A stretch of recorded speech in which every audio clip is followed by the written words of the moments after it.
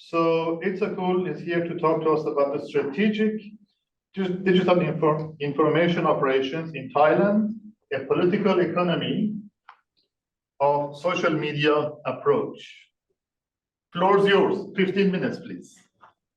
Thank you very much. My name is Unahakate. I am a PhD student at University of Sydney. I also a lecturer at Thammasat University in Thailand. Today I will present the political economy of SDIOS in Thailand. I would like to start with two news. The first one is that the news about back in 2020 when Twitter has suspended Thai Twitter account around, I think, around 1,000 account that is linked to different campaign about loyalists. And in 2021, Facebook also do the same thing. They took down around 200 accounts and group in that link to the IOs in Thailand run by the army. So from these two news, my question in the chapter is that why and how these actors engage in SDIOS. My content for this chapter is that first is the background, and then I will explain the propaganda model by Herman and Chomsky that I will use in this chapter, and then I will explain tactics and practices that the army and other actors in Thailand use of the SDIO, and then I will conclude with the experience of Thailand. My main argument is that the SDIO can be done by both state and non-state. This is employed in response to the change in communication landscape from basically from the mass media era to the social media era. I try to argue in this chapter that SDIOs are dynamic. The sectors learn, adapt, and try to normalize SDIO to make people consent to the agenda of privileged group, especially the military or the monarchy or the elites in the society.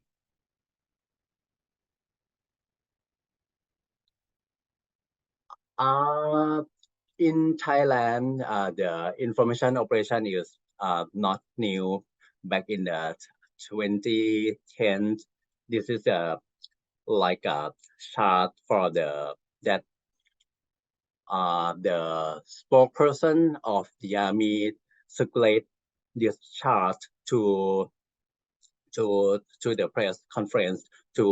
This is like a anti-monarchy chart. The spokesperson of the army tried to convince everyone that there is a movement to topple down the monarchy. But this is still the old way to make an IO. A year later, there is a blog called Puloni. That is someone found that this is like a link with the ISOC, the internal security operation command. They basically got funded by the army. This blog operate until recently, until 5 or 6 years ago, and recently there is this is a picture leak from the many believe that it is the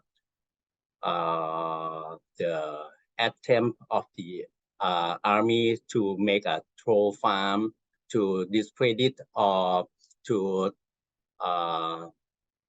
disrupt the conversation in social media, especially on Facebook. But the army reject and said that this is only the training to use social media. So from the background that I just present, I will use the propaganda model to explain that why the army or the military try to use SDIO is that from the past, the elites in the country can filter the news that we see. So, but these filters are less effective today. So they try to find new tools to make us believe, to make us consent to what the propaganda is. I want to give an example of the only one of the filter is that the ownership. In the mass media era, the army owned 2 of 5 TV channel. But today in the social media era, the owner of the social media platform is not Thai, not the elites, not the army. So they found it hard to filter the news that we see on social media. Especially there are many content that everyone can produce. For the tactics and practices that they use, I would like to, there are three types of the tactics. The first one is that to discredit the opposition. The second one is to the astroturfing, to make people believe that there are many people think like you, to make that there are many people support the some specific ideology. And the third one is that to disrupt or to make the conversation to disrupt the conversation on the social media. What I want to give example in this is the second one is to astroturfing, to make people believe that there are many people think on the specific ideology or to support the candidate. This is the one of the like a fake account that or troll farm that try to support one of the candidate from the Palang Pracharat Party. This one is former the deputy prime minister in the Prayut era. This is like an old ways to do SDIO, but they can change, you can learn, they can adopt, because this sounds like you can see easily that this is not a real human. Then they can change, they can try to make it like more human thing, to post something like to food or travel destination along with some kind of support. This is the data from the Digital Election Analytic Lab that is recent published this year. So basically, I think in Thailand there are experience that SDIO both by the army, the political party can do this with many tactics and practices. I want to conclude my presentation with the quote from Sutin Klang Sang, who is the new defense minister of defense.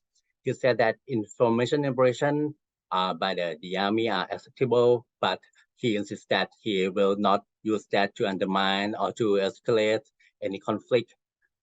He said that everyone use IO, so we must acknowledge that army also undermined by other IOs. So we need to treat the army fairly. Thank you so much.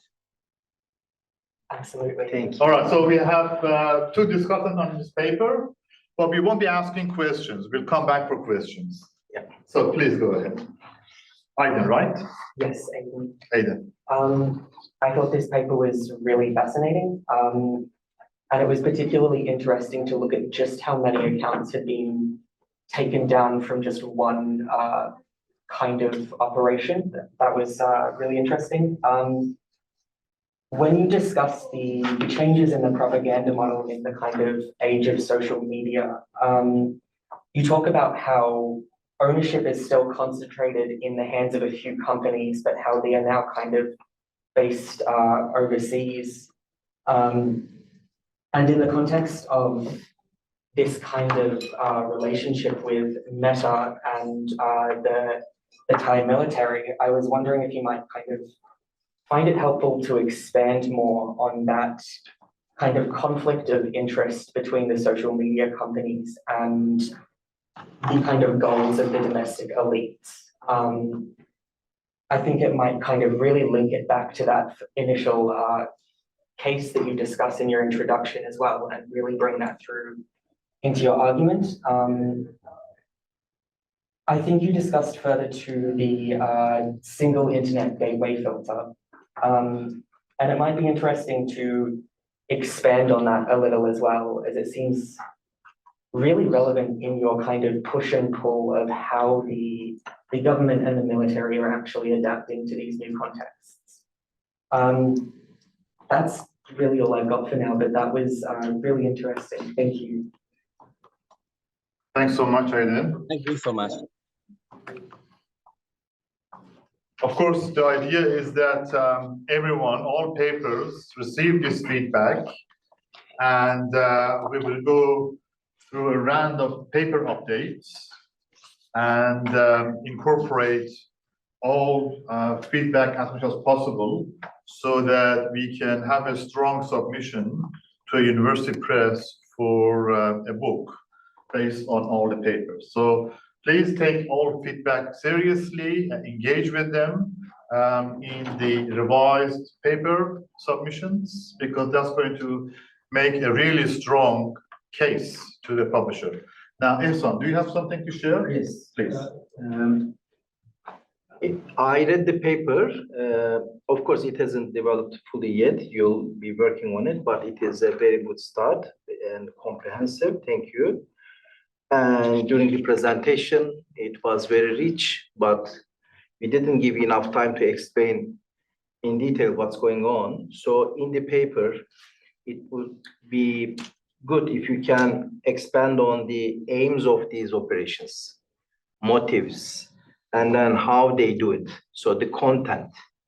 You talk about, towards the end of your paper, you talk about the non-state actors taking this up, and they've also started doing their own strategic digital information operations. So how they are reacting to it, and what is the content of also their messaging. And also the army is one of the main actors you mentioned in the paper. And what is the army's messaging, and are there any state actors that act differently, that spread different messages, use different technologies? And also media ownership.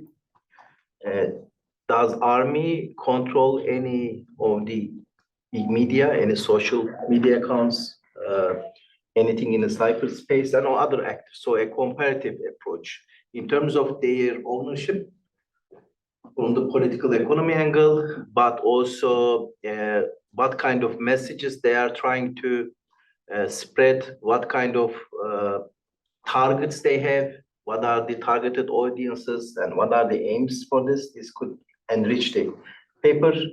and also any technology and know-how transfer. This is also, I think, part of a political economy aspect. What are the monies we are talking about? What's going on? Are they buying these things openly or secret transactions and from whom? And I also wondered if there is a conspiracy aspect in this messaging, in these operations. Are they blaming the minorities or opposition or whomever they are targeting? Is there any conspirational element here? And what kind of conspirational element? VPN use, maybe this is something you can have a look at if there is any data, how many people have been using VPN to avoid this state surveillance and operations. This could be something to elaborate on, something to look at. And is big data available on these operations? How the government or other operatives have been doing this?